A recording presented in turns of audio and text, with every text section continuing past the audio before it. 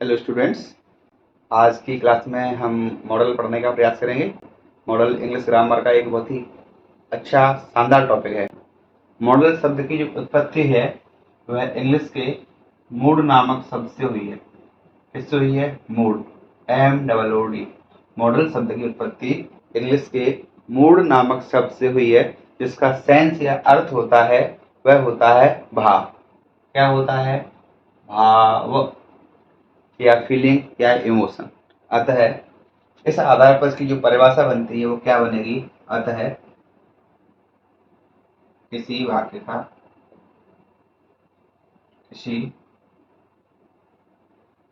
का भाव समझकर, क्या समझकर? भाव समझकर प्रयोग की जाने वाली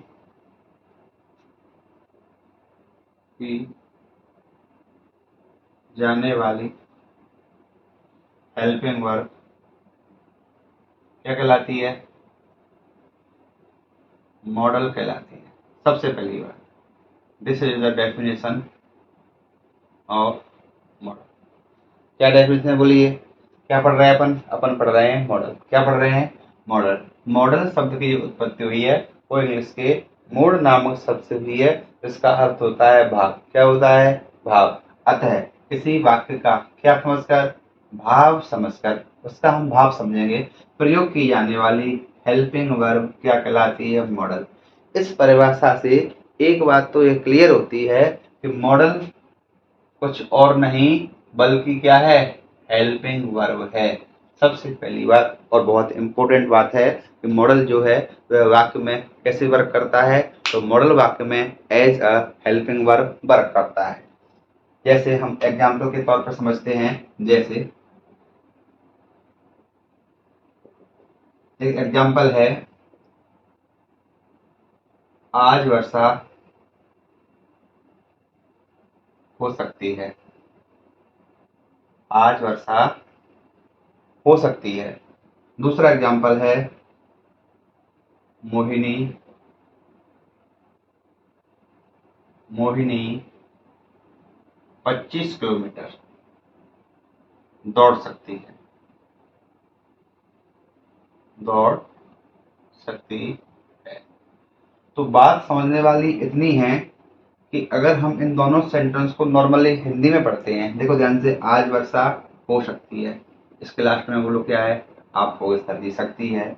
और मोहिनी 25 किलोमीटर दौड़ सकती है। हिंदी में दोनों वाक्यों को पढ़ने पर ऐसा हमें लग सकता है कि दोनों वाक्य सेम है, लेकिन जब हम इसका सेंस समझेंगे, भाव समझेंगे, तो भाव यह है, पहला वाला सेंटेंस है, इसमें जो भाव है इस सेंटेंस का वो है पॉसिबिलिटीज का, अर्थात संभावना का। वर्षा होने की सामान्यता क्या होती है? संभावना ही होती है। और इधर मोहिनी 25 किलोमीटर दौड़ सकती है, तो इसमें 25 किलोमीटर दौड़ने की क्या है? क्षमता। क्या है? क्षमता है। तो जब हमने इन दोनों वाक्यों का भाव समझा, तो भाव समझकर हम इस कंक्लूजन पर पहुंचे कि पहले वाले सेंटेंस का जो भाव है वो मात्र संभावना है और दूसरे वाले वाक्य का जो भाव है वो क्षमता है। क्योंकि संभावना के लिए हम मॉडल मे का प्रयोग करते हैं और क्षमता के लिए हम कैन का करते हैं। ये वाली बात है भाई, हम आगे समझेंगे। फिलहाल हमने सिर्फ इसकी परिभाषा समझी है कि मॉडल किसे कहते हैं। एक बार फिर देखते हैं, हमने क्या बताया? हमने बताया मॉडल शब्द की उत्पत्ति किससे हुई है? इंग्लिश के मूड नामक शब्द से हुई है, जिसका अर्थ होता है भाव। क्या होता है? भाव। अतः किसी वाक्य का भाव समझकर प्रयोग की जाने वाली हेल्पिंग वर्ब क्या कहलाती है? मॉडल कहलाती है। हमने दो एग्जाम्पल दिए, जैसे क्या? आज वर्षा हो सकती है, इसमें संभावना है, और मोहिनी 25 किलोमीटर दौड़ सकती है, यह क्षमता है। इसी प्रकार हम और सारे सेंटेंस लेंगे अभी आगे चल के, और प्रत्येक सेंटेंस का हम क्या समझेंगे? भाव समझेंगे। और भाव समझकर हम जो भी हेल्पिंग वर्ब लगाएंगे उन सारी हेल्पिंग वर्ब को हम क्या बोलेंगे? मॉडल बोलेंगे। क्या बोलेंगे? मॉडल बोलेंगे। यहाँ तक कोई समस्या? बोलिए। जो भी समस्या है आप बता सकते हैं कमेंट करके। अब हम आगे चलते हैं। आगे हेडिंग डालेंगे हम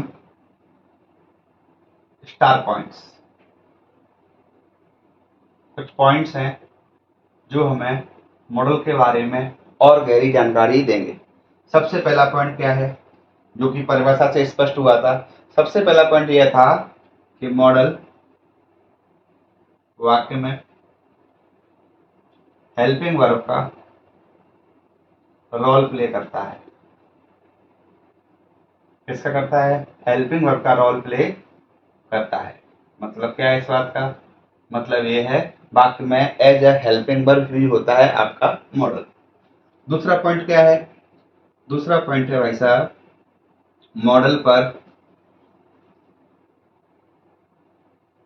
नंबर्स का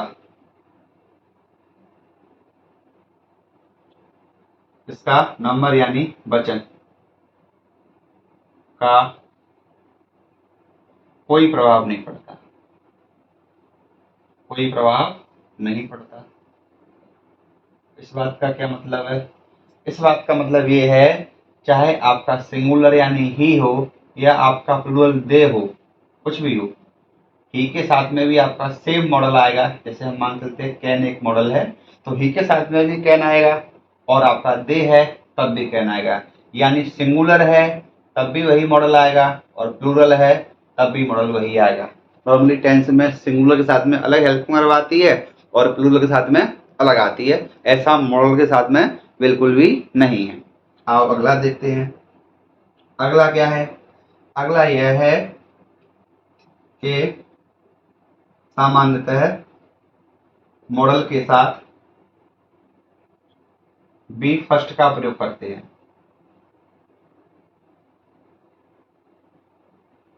इसका करते हैं बी फर्स्ट। बी फर्स्ट का मतलब क्या होता है? वर्ब की फर्स्ट फॉर्म का प्रयोग करेंगे। इसके साथ एक कंसेप्ट है, वो लिख लो, बहुत काम का है ये कंसेप्ट। नॉर्मली इससे एग्जाम में क्वेश्चन बनते ही हैं। क्या है?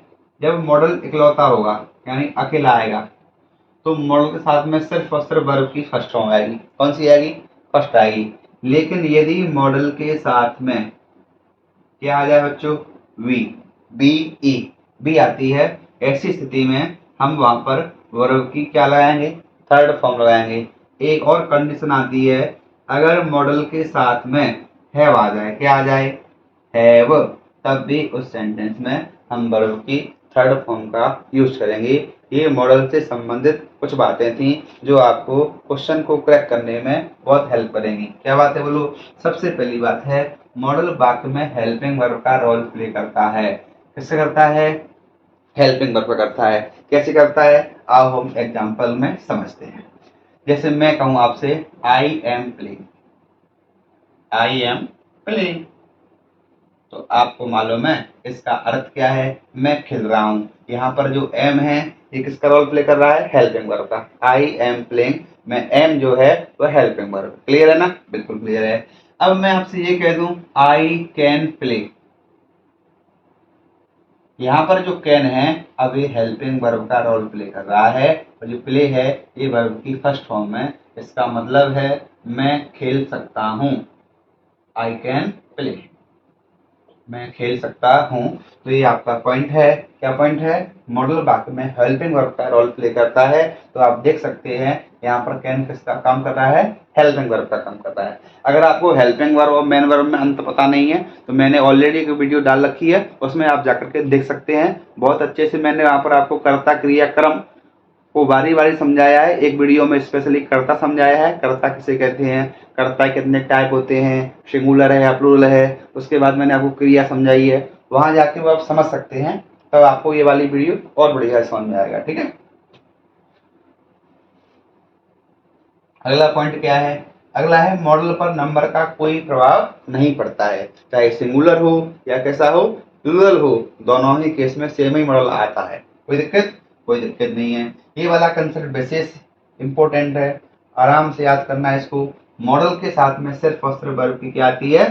फर्स्ट फॉर्म आती है। अगर मॉडल के साथ में क्या हो बच्चों? बी हो, तो वर्ब की कौन सी फॉर्म आएगी? थर्ड फॉर्म आएगी। अगर मॉडल के साथ में हैव होगा तब भी वर्ब की कौन सी फॉर्म आएगी? थर्ड फॉर्म ही आएगी। यहाँ तक कोई समस्या? बोलिए। यहाँ तक कोई समस्या हो तो कमेंट में बताइए, कमेंट में देख सकते हैं आप। कोई भी समस्या यदि आपको है तो आप बिना किसी संकोच के, बिना किसी हेजिटेशन के आराम से कमेंट सेक्शन में कमेंट कर सकते हैं और मैं प्रयास करूंगा कमेंट में आपका जो भी डाउट है उसको दूर करने का।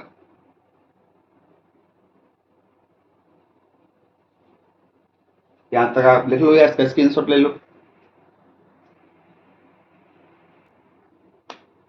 अब हम लोग आगे चलते हैं। आगे एक बहुत ही इंपॉर्टेंट मॉडल है मे के बारे में हम चर्चा करेंगे। मे बहुत इंपॉर्टेंट है, इसके कई सारे एस्पेक्ट हैं, एक एक करके हम सारे एस्पेक्ट पर चर्चा करते हैं। नॉर्मली इसके 5 से 6 कंसेप्ट होते हैं, बारी बारी हम 5 और 6 पढ़ेंगे, ठीक है। सबसे पहली बात क्या है, मे का प्रयोग कब होता है बोलो।